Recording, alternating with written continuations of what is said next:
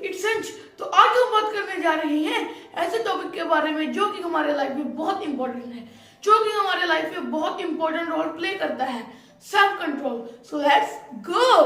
Brain जो कि हमारी बॉडी का बहुत इंपॉर्टेंट पार्ट है, यह हमारी बॉडी को कंट्रोल करता है और रिएक्ट करता है। अगर हमारा ब्रेन 1 मिनट के लिए भी अनस्टेबल हो तो वह कई सारे थॉट्स ला सकता है। वह थॉट्स पॉजिटिव भी हो सकती हैं और वह थॉट्स नेगेटिव भी हो सकती हैं। वह लोग जिनकी थॉट्स नेगेटिव हो सकती हैं वह अपने आप को, अपनी सोसाइटी को, अपने स्टेट्स को, जहां तक कि अपने देश को भी नुकसान पहुंचा सकते हैं। दूसरी तरफ जिनकी थॉट पॉजिटिव होती है वो अपने लिए भी अच्छा सोचते हैं और देश के लिए भी अच्छा सोचते हैं। यह कहना आसान है लेकिन अपने सोच पे काबू पाना बहुत मुश्किल है।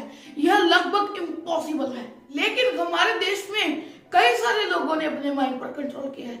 ज्यादातर साधु और संत वह अपनी एक टांग पर खड़े रहकर कई हजारों साल तपस्या करते रहे। वह भूख से डरे, ना वह किसी जंगली जानवर से डरे और ना वह बदलते मौसम को देख कर डरे, क्योंकि उनका अपने माइंड पर फुल कंट्रोल था। इसे कहते हैं the great power of tolerance. यही वह पावर होती है जो आप पे टेम्पर कंट्रोल करने में मदद करती है।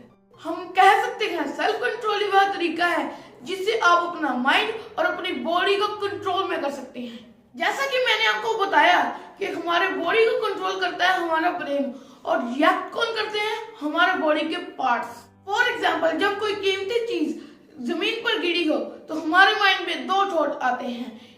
सबसे पहले कि हम उस चीज को उठाकर अपनी जेब में डाल दें और अपने साथ ले जाए। दूसरा थॉट कि हम उस चीज को उठाकर पुलिस स्टेशन जमा करा दें ताकि वह चीज उसके असली मालिक को मिल सके। लेकिन ये डिपेंड करता है हमारे सेल्फ कंट्रोल पर। अगर हमारे अंदर सेल्फ कंट्रोल है तो हम पॉजिटिव सोचेंगे और पॉजिटिव ही करेंगे।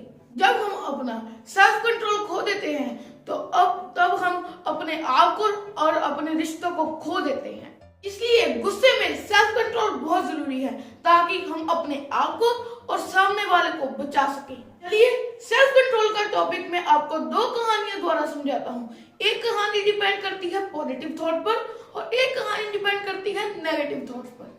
तो सबसे पहले हम बात कर लेते हैं नेगेटिव थॉट वाली कहानी पर। एक बार मिस्टर लाल अपने बच्चे पर बहुत गुस्सा हो गए। वह इतना गुस्सा हो गए कि उनका शरीर कांपने लगा और वह अपना सेल्फ कंट्रोल खो बैठे। उन्होंने गुस्से पर अपने बच्चे के सिर पर एक डंडा दे मारा। डंडा ब्रेन पर जोर से लग गया और बच्चे की सोचने समझने की शक्ति पर असर पड़ गया। वह बच्चा सोता, खाता, पीता, चलता, दौड़ता सब करता था, लेकिन उसकी याद करने की शक्ति चले गई। इसी याद करने की शक्ति के जाने की वजह से वह पढ़ाई भी नहीं कर सका और लाइफ में एक फेलियर हो गया। आप सोच सकते हैं उस पिता को कितना दुख हुआ होगा और वह अपने किए ऊपर कितना शर्मिंदा हुआ होगा। अगर वह उस वक्त सेल्फ कंट्रोल करता तो वह इतने बड़े डैमेज से बच पाता। तो आपने देखा कि एक नेगेटिव थॉट की वजह से हम कैसे अपना सेल्फ कंट्रोल खो सकते हैं और हमसे कितनी बड़ी गलती हो सकती है। तो अब हम बात कर लेते हैं पॉजिटिव थॉट वाली कहानी की और ये कहानी है ली पेल्टियर की। एक बार एक फ्रेंचमैन जिसका नाम डाइडिलोर था, वह ऑर्नियल शहर की एक कंपनी में अपने कैप्टन के साथ गया। वहां पर वह शेव करवाने के लिए एक बार्बर शॉप में पहुंचा। तो आपको पता ही होगा कि बार्बर शॉप में दुनिया भर की गॉसिप्स होती हैं। बार्बर उन्हें ऑर्नियल शहर की एक फेमस कहानी के बारे में बता रहा था। उसने बताया कि ली पेल्टियर नाम का एक बहुत ही दयालु आदमी था। उसके पास बहुत पैसा था और वह ऑर्नियल के लोगों की बहुत मदद करता था।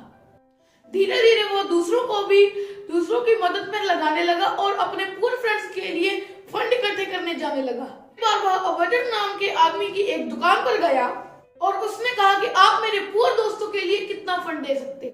शॉपकीपर ने कहा कि मेरे पास आपको देने के लिए कुछ नहीं है और वह अपनी सीट पर जाकर बैठ गया। ली पेल्टियर बार-बार उसको डोनेशन के लिए कन्विंस करने लगा। शॉपकीपर को बहुत गुस्सा आया। उसने अपना सेल्फ कंट्रोल खो दिया और ली पेल्टियर के मुंह पे एक चमाटा मार दिया।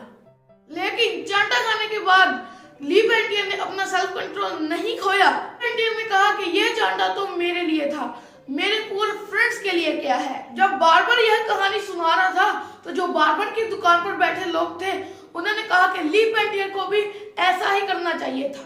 बार्बर स्टोर में काफी लोगों ने कहा कि उसे भी चांटा मारना चाहिए था। इतने में बार्बर ने कहा कि रुको, वहाँ ऐसा कुछ नहीं हुआ था। जब उस दुकानदार ने देखा कि थप्पड़ खाने के बाद भी ली पेंटियर ने अपना सेल्फ कंट्रोल नहीं खोया, तब शॉपकीपर ने ली पेंटियर से माफी मांगी और उसको कहा कि आप सच में ही बहुत अच्छे इंसान हैं। और उसने अपना पर्स निकाल कर ली पेंटियर को दे दिया और कहा अब जितना चाहे डोनेशन निकाल सकते हैं। अपने व्यवहार पर बहुत शर्मिंदा हूँ। पेंटियर ने जरूरी डोनेशन लिया और वहाँ से चल दिया। ली पेंटियर बहुत खुश था, इसलिए नहीं कि उसको अपने दोस्तों के लिए डोनेशन मिल गया, बल्कि इसलिए कि उसने अपना सेल्फ कंट्रोल नहीं खोया।